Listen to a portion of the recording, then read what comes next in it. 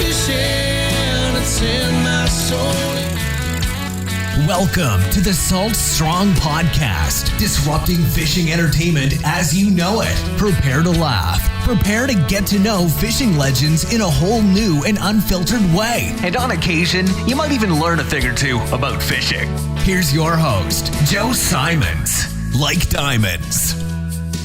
How to catch redfish, or really just inshore slams in general in a brand new city or even a brand new state, some area that you are not familiar with whatsoever. If that interests you, if you want to have the confidence to be able to go to some brand new area and actually catch fish almost on demand, then you are going to love this episode. So what we did is we teamed up with John Skinner.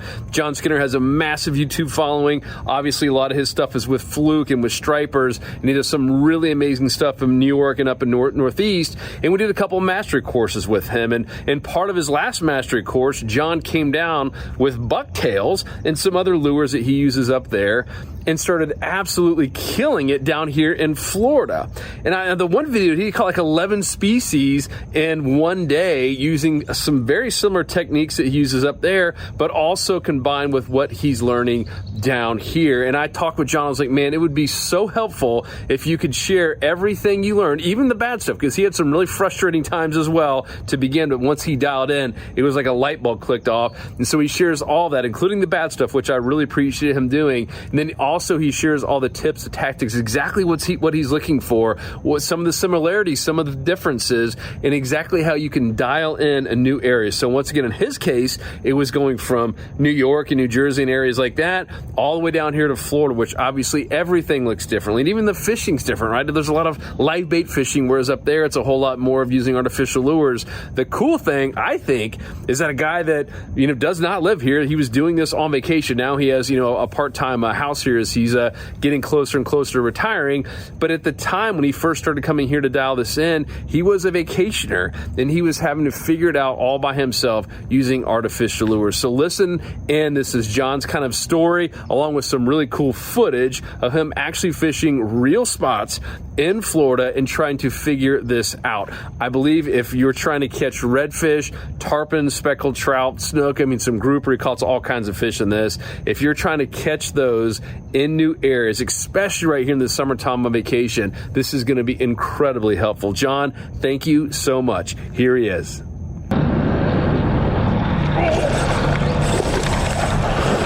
Full size.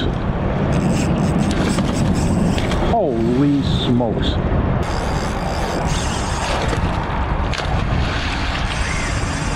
So, I think most of us as fishermen at some point in our lives are faced with a situation where we have to learn a new fishery. And hey, if you're new to fishing, well, then certainly you're learning something new. So I was faced with this when I started wintering in Florida in February of 2020.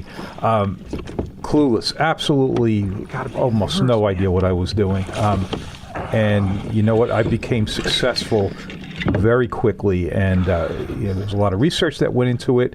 But also, what was really important was that being a very experienced fisherman up north, I was able to leverage a lot of the things I learned and knew about fishing up north, apply those to the southern waters, and the results were just, I think, nothing short of stunning.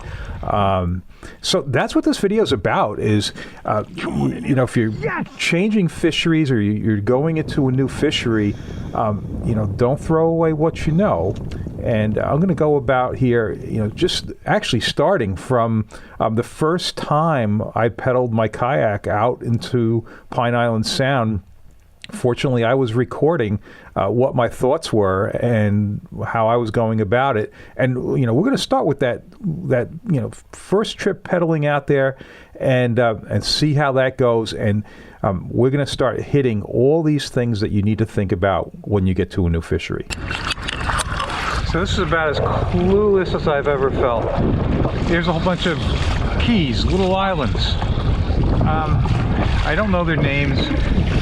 I don't have a Navionics chip for this area yet, just an oversight. So I'm really kind of blind. So look, all I can think of is I just saw a boat, like, a 23-footer or something, pass between me and that island in front of me. So therefore there's a channel. This is pushing well out into the sound a little bit, and I can only assume there's current. And I think what interests me is that these two islands here, that narrow gap, I would think that's got to funnel water. So I would think it has to make current. So clearly there's mangroves. I mean, come on, the structure, miles and miles and miles of structure. So I'm just going to hope that I've got current running along structure and that there will be fish. Yeah, I don't know. It's going to take a lot to learn. So this actually looks pretty good. I mean, I don't know. I guess I got to get closer to tell, but there's definitely current here. So that was good. And the islands, they have to deflect currents, so that's a good thing. And there's certainly the structure there. And I just hope that there's some water up against those mangroves. These pelicans are, you know, they have to eat. I hope that big boat's going somewhere else. I think he is. Which will also tell me there's a channel between those islands. Oh my God, how can there not be fish here? Holy crap. I got depth, I got current, I got mangroves, I've got birds.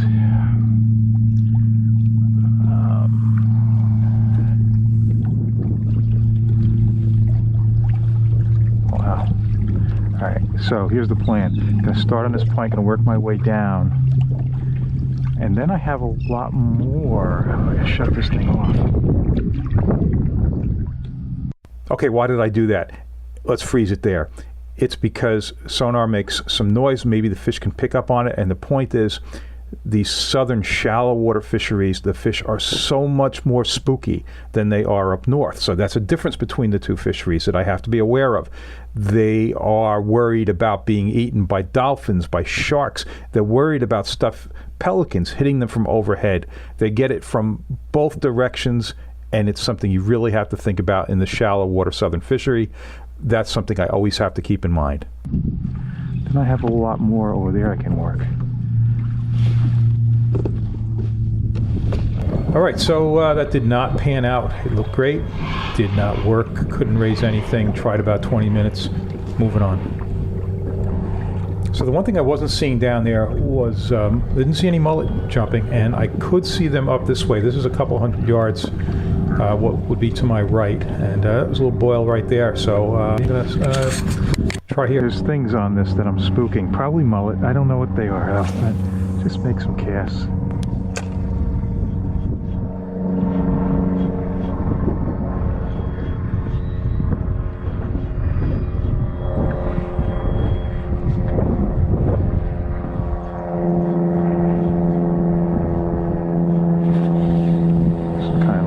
Right? What is this?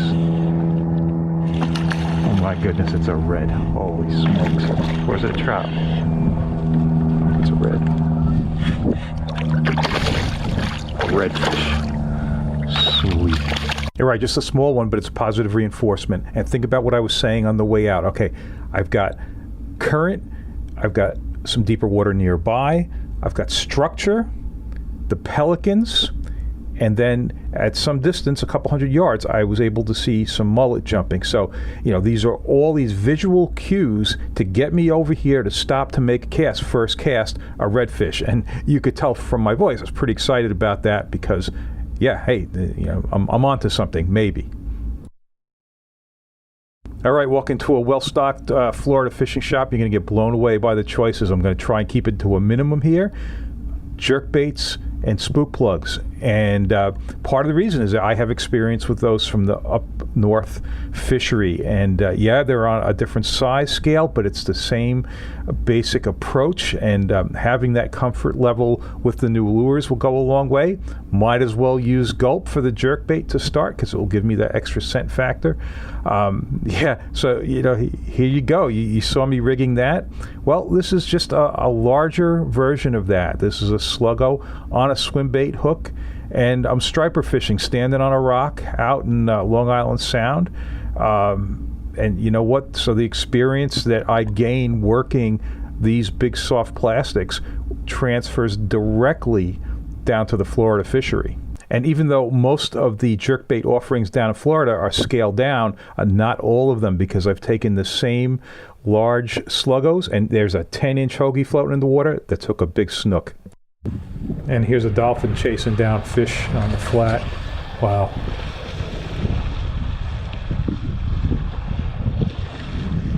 I have no idea whether that dolphin just wrecks the fishing for this whole area.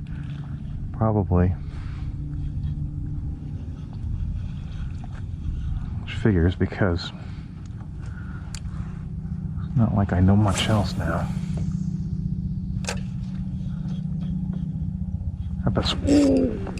Could this be my snook? That was a perfect cast. It could be. No, it's a red. That's okay. He was really tight. Okay. Where's Mr. Dolphin? Mr. Dolphin's headed out. Get out of here, Flipper. Oh, thank you.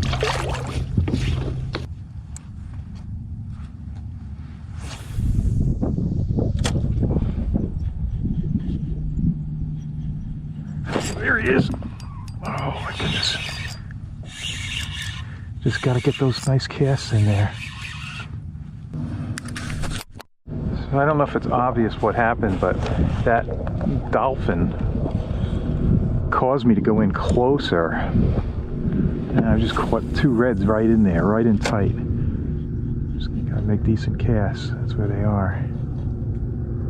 Maybe they moved in because they heard the dolphin. I imagine they know when those things are around. Good thing is I don't hear the dolphin anymore, and I just caught a couple of fish. And I'm up to 4 reds and a trout. And it's pretty early. Oh, there's another one.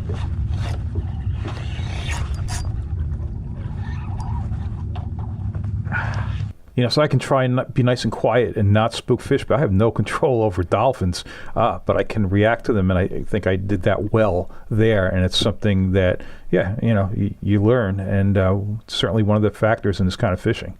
All right, something I like about using the jerkbait is that pretty much everything will hit them. So I don't feel like I'm canceling out one species or another by using them. Everything down here will hit them.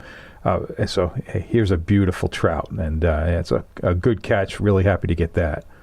And by using a lure that catches pretty much everything, it's helping me learn where fish are, you know, the different species where they're hanging. And it was really educational on this trip because the trout were in a slightly different spot than the reds.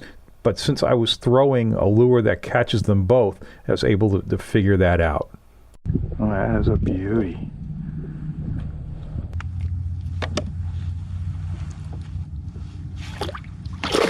Nice.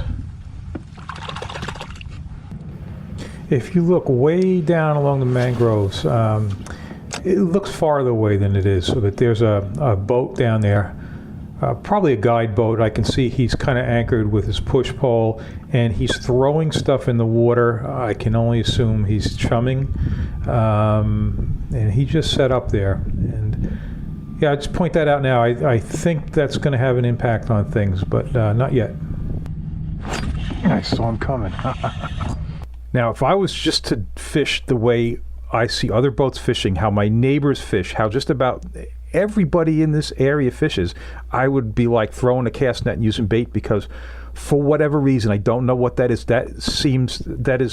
It's like 95% of the people who are fishing here are using bait. Yeah, I knew it wasn't necessary. I mean, look, go on Salt Strung, you know, you'll see, you know, all the stuff on artificials. But yeah, it's still, even after a winter and a half of being down there, I've never wrapped my mind around why there's not more lure fishing. So sometimes when you go to a new area, you know, you have to do things on your own. So after that chumming boat was set up for about 20 minutes or so, this bite just died, and I'm not going to say for sure that that's what killed it. I can just tell you that I lost the bite. So what I did was move, and as good as this trip's been, you know, I haven't had big stuff. Well, I'm going to get big stuff. All right, here's the plan. I'll fish another hour at most. I see all these, tide's up kind of high, not quite high yet. A lot of this vegetation overhanging here. So I'm gonna focus on that, try to get in there. I'm gonna focus going in tight. Hopefully, if I can get a snook, that would give me a slam. And oh boy, I think I've got like 11 reds, a couple really nice ones, 3 trout. Come on, just 1 snook. But if I catch nothing on this next hour, it was still really an unbelievable trip. Okay, shoreline I've never seen before. Just, like I said, going in there. I like those overhangs. Going to try and hit those pockets.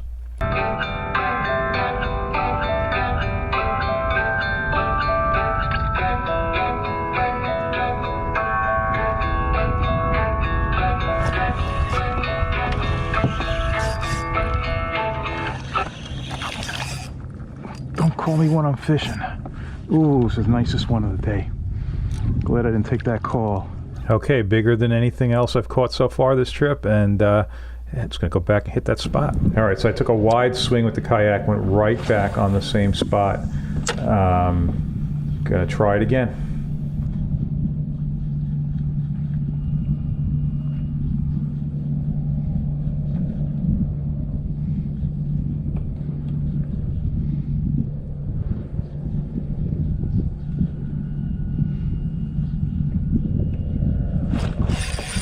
Oh yeah, right on that spot there. Oh, another nice one.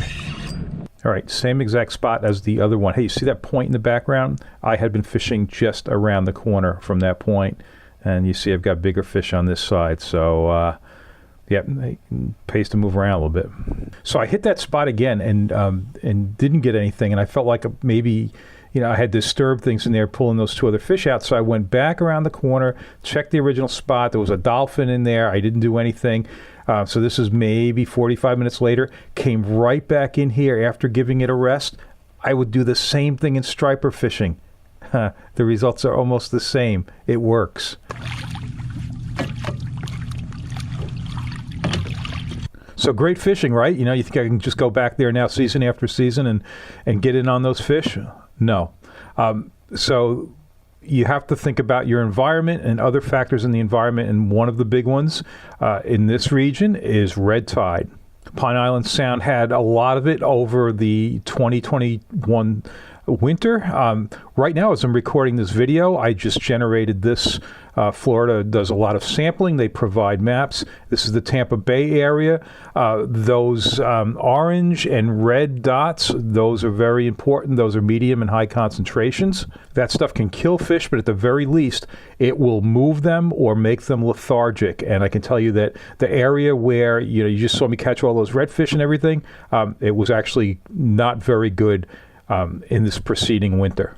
What can you do about that? Well, you pay attention to these maps. You go where the red tide isn't. And for me, I ended up fishing a little bit closer to the mainland as opposed to the barrier islands. All right, you saw me do a lot with the jerkbait. Another lure that I depend on heavily in the southern environment is the spook. And hey, I was familiar with that from striped bass fishing. Those are my striper plugs up top, those big ones. The bottom one is a Head and Super Spook Jr., a very productive lure down in the southern environment for snook, redfish, trout, numerous things. There's the striper plug coming in, that big, beautiful side-to-side action, leaves a wake on the surface. This thing is deadly for stripers.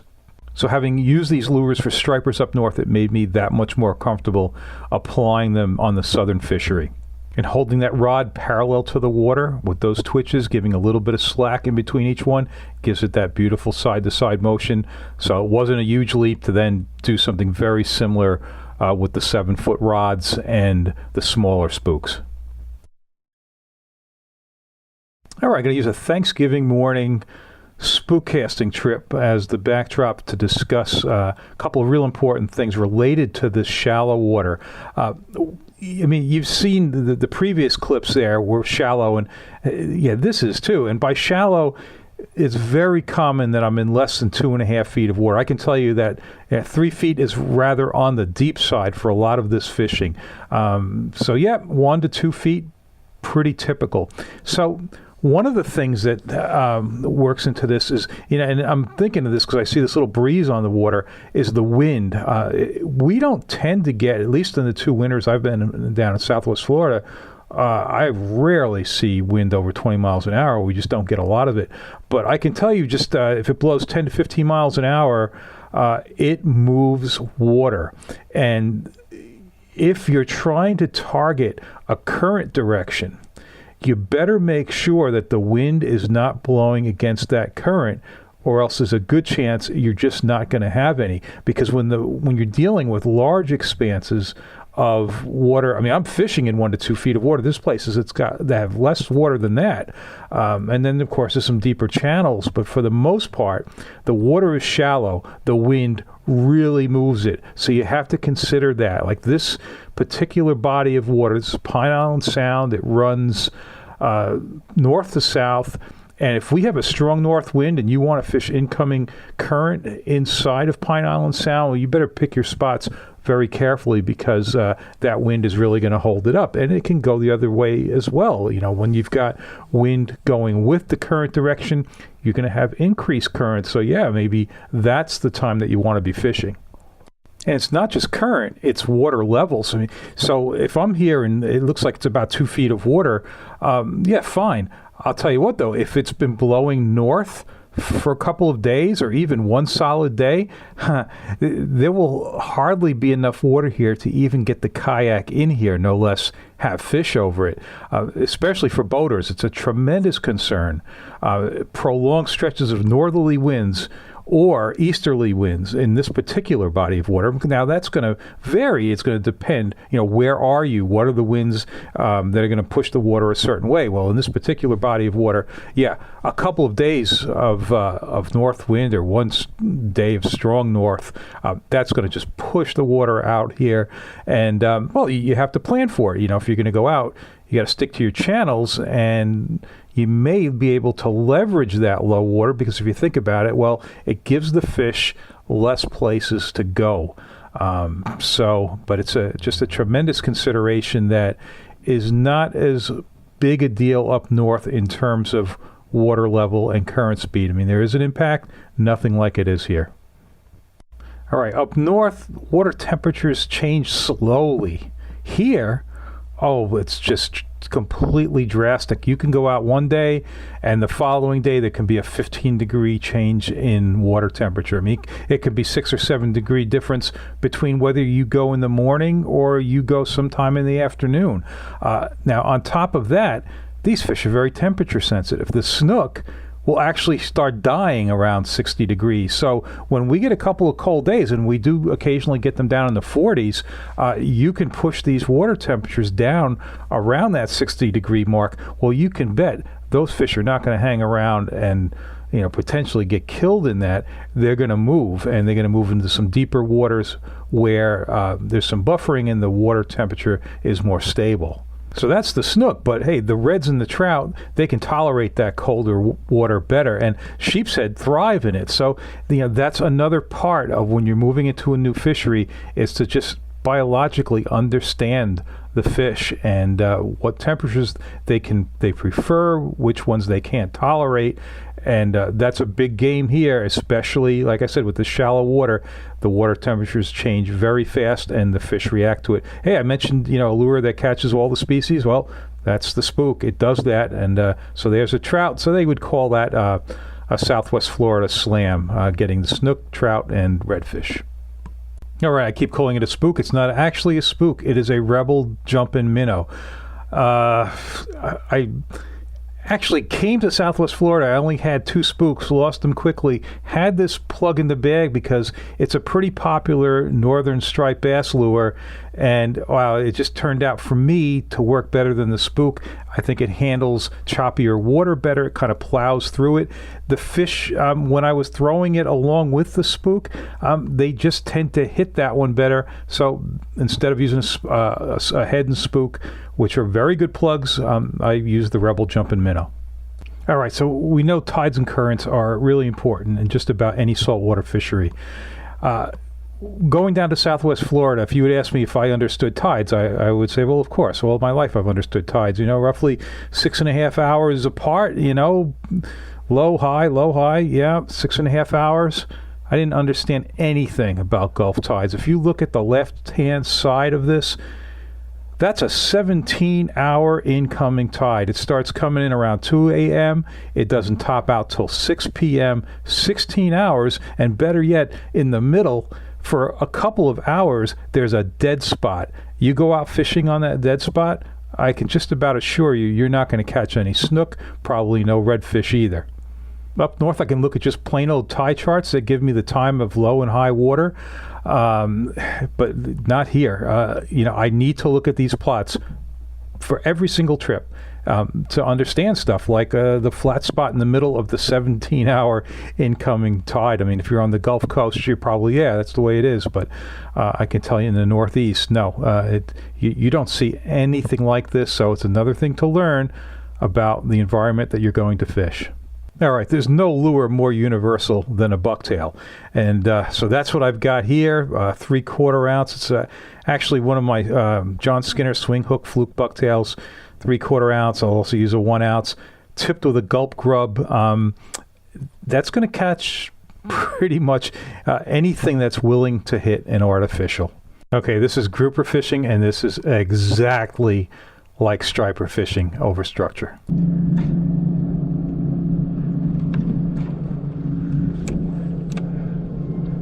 All right, this is the spot right here, coming up on it.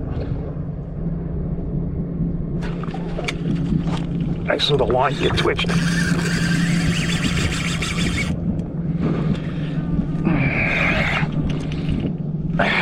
Come on. Right on the mark. Yep, this is in the Everglades. There are rocks down there, so it's rocky structure, and it's exactly striper fishing. I've got the structure marked on the GPS on the plotter. You drift over that, and boy, those fish are hanging so tight to the structure. You pretty much know when you're going to get a hit. I can't imagine a better lure than a bucktail to do this. I really like this fishing because when I'm down there, it reminds me of being up north, and the fish are so cool. These are Goliaths, not the big giant ones, but a really fun size for this tackle. And they all have to be released, but that's just fine. They are a load of fun. Boy, nothing hits a jig harder than these fish. Yeah, and my friend Elias turned me on to this. A lot of people are familiar with his YouTube channel, and his origins are up north as well. And he told me, he said, "Hey, this is just like striper fishing," and he couldn't have been more correct. So it's just another example of stuff that you learn up in other fisheries really applies in so many places. And yeah, when it comes to bucktail fishing, that's always the case. All right, nice.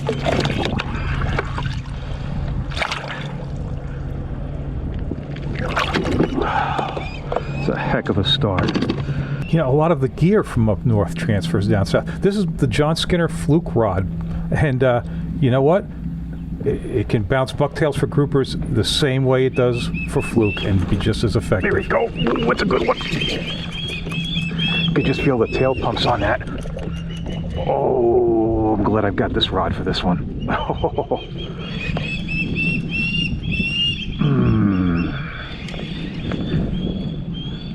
Pretend it's a doormat. Whoa.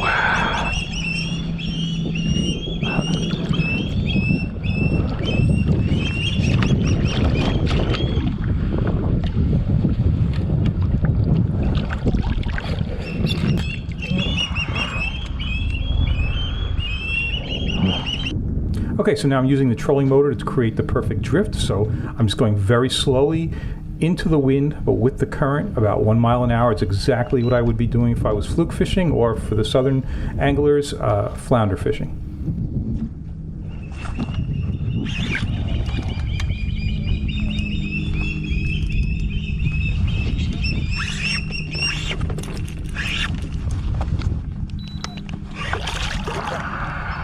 All right, so in the fluke fishery, the drift is so important, and when you have wind against current, that's no good.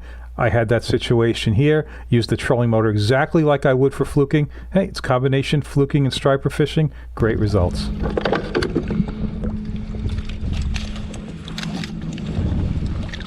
slow troll, just like fluking.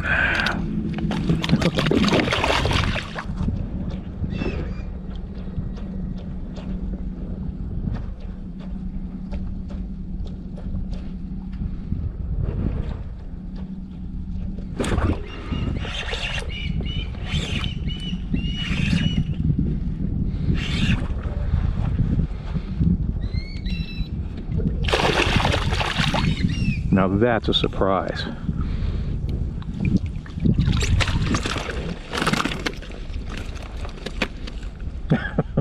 Well, I said I was fluke fishing. Okay, so that's a Gulf flounder. All right, I hope you enjoyed this, and I would encourage you to check out my John Skinner Fishing YouTube channel and my online fishing courses and discounts at saltstrong.com/Skinner. Pretty awesome stuff, right? John, thank you so much. That was incredibly helpful. If you guys have any questions, let us know down below. And of course, if you haven't joined us in our private Salt Strong Insider Club, we just hit 25,000 members just like you who want to constantly improve. Yes, even full-time guides want to constantly improve. Number two, we want to be around like-minded people who get us and who are willing to share what's working right now, real time, on demand. And then, of course, the tackle discounts. The tackle discounts bring in a lot of people, 20% or even more on all of the rods, reels, line, lure, apparel, etc. in our store at fishstrong.com. So to join us, go to saltstrong.com. We have an unheard of 365-day, 100% money-back guarantee. So I hope you'll join us over there at saltstrong.com. We appreciate you. Talk to you guys on the next episode. 'Cause fishing, it's in my soul. It was passed down to me from the days of old. Find us on the water if there was a way. It's been said my papa, he wrote the book on catching big reds and 20-pound snook. I wish I knew all the things he knew today. For he's the reason why we are this way. And he put fishing in our souls to stay.